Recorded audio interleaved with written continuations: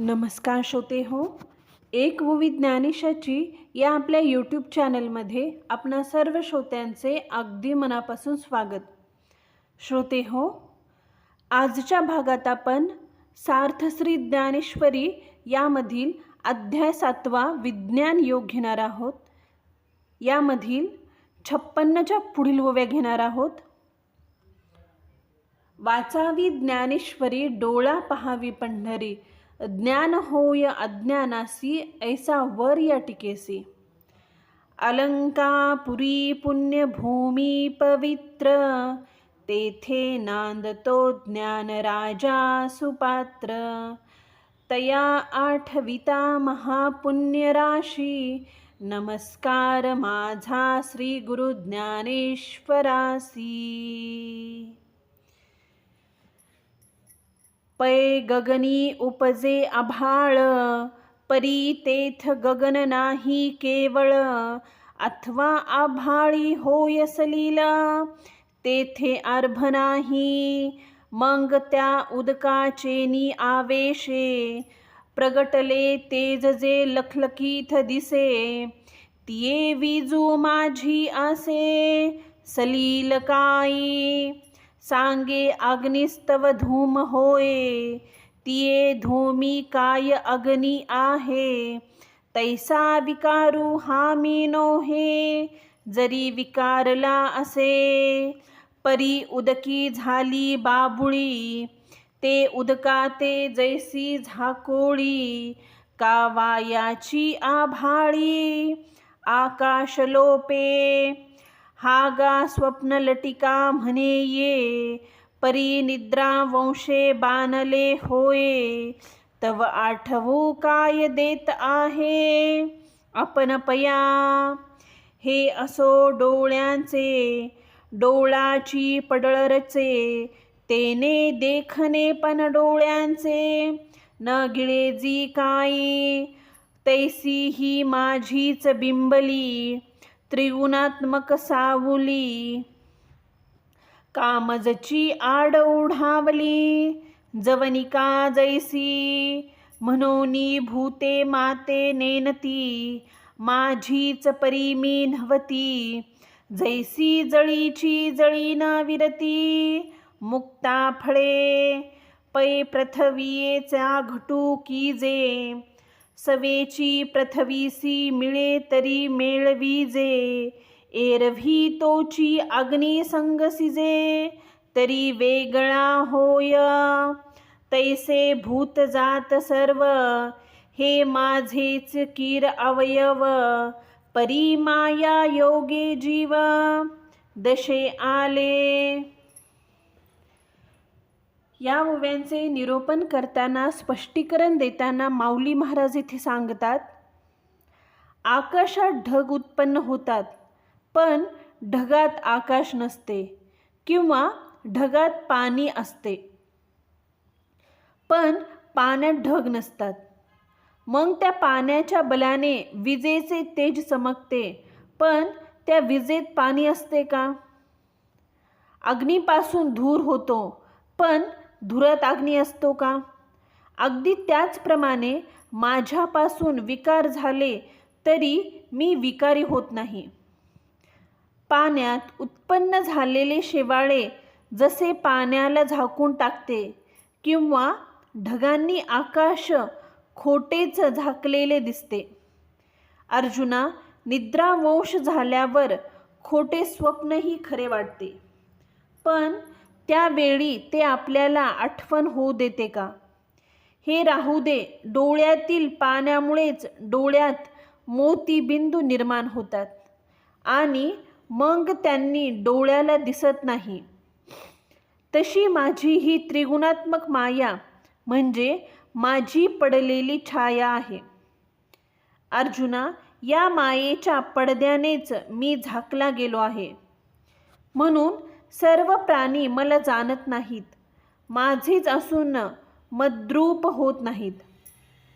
जसे पाण्याचेच मोती होतात, पण पाण्यात विरघळत नाहीत.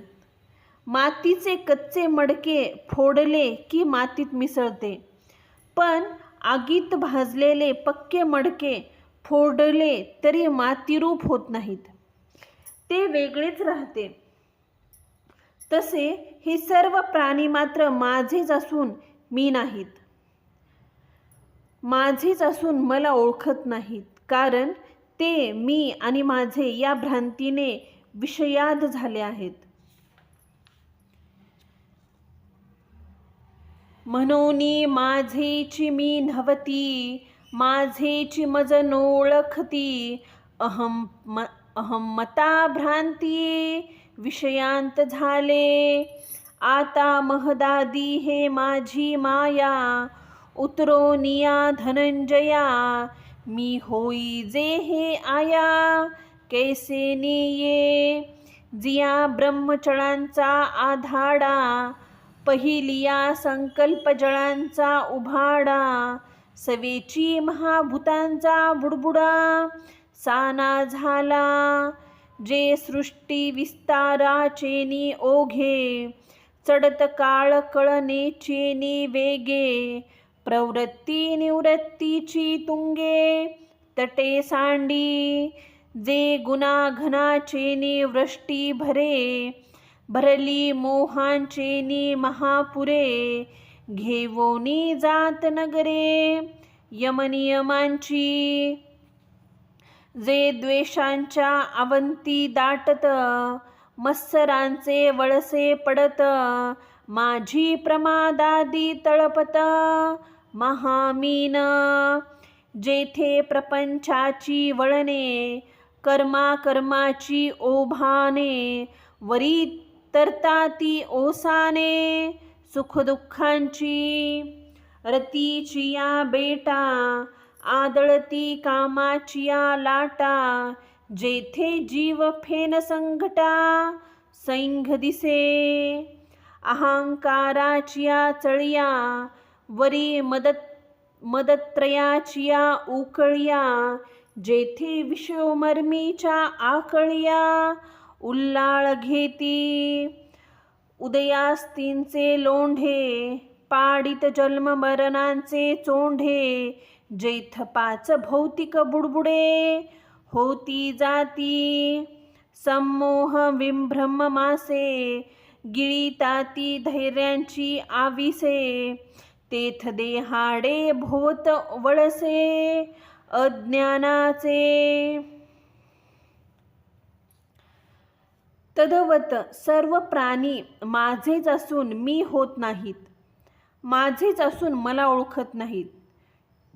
उलट देहादिकांचे ठिकाणी मीपणाच्या आणि स्त्री पुरुषादिकांच्या ठिकाणी माझेपणाच्या भ्रमाने विषयांत झाले आहेत. धनंजया, ही माझी महत्वादी माया, ती पार करून मद्रूप होणे कसे साध्य होईल? जी मायानंदी ब्रह्मरूपी तुटलेल्या कड्यातून मूळ संकल्परूपी उसळीने निघाल्याबरोबर तिच्यात पंचमहाभूतांचा लहान बुडबुडा उत्पन्न झाला. जी सृष्टीच्या विस्ताररूपी ओघाने व कालगतीच्या वेगाने वाढून प्रवृत्ती निवृत्तीच्या उंच काठाबाहेर वाहू लागते. जी सत्वादी गुणरूपी मेघांचा जोरदार वर्षाव झाल्याने मोहरूपी महापुराने भरून यमनियमरूपी शहारे वाहून नेते. जिच्यात द्वेषरूपी भोवरे फार असून तिला मत्सररूपी वळणे पडली आहेत व प्रमादरूपी मासे जिच्यात तळपतात. जिच्यात प्रपंचरूपी वळणे असून जिला कर्मरूपी पूर येतो आणि सुखदुःखरूपी केर कचरा जिच्यावर तरळत आहे. रतीच्या बेटावर कामरूपी लाटा आढळतात व त्यामुळे जीवन समुदायरूपी फेस एकत्र झालेला दिसतो.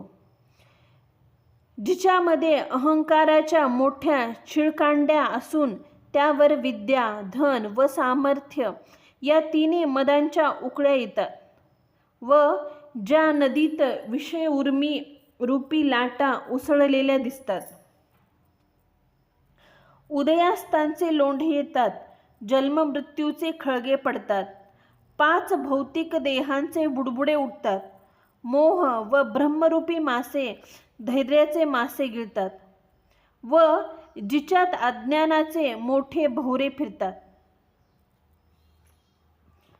श्रोते हो, इथे आपल्या ज्ञानेश्वरीच्या अध्याय 7 यामधील 77 ओव्या पूर्ण झालेल्या आहेत. झालेली सेवा मी सद्गुरू ज्ञानेश्वर माऊली यांच्या चरणी समर्पित करते. व्हिडिओ आवडल्यास प्लीज चॅनलला लाईक, शेअर आणि सबस्क्राईब जरूर करा. व्हिडिओ कसा वाटला हे कमेंट करून जरूर कळवा. धन्यवाद. ओम नमो ज्ञानेश्वराय.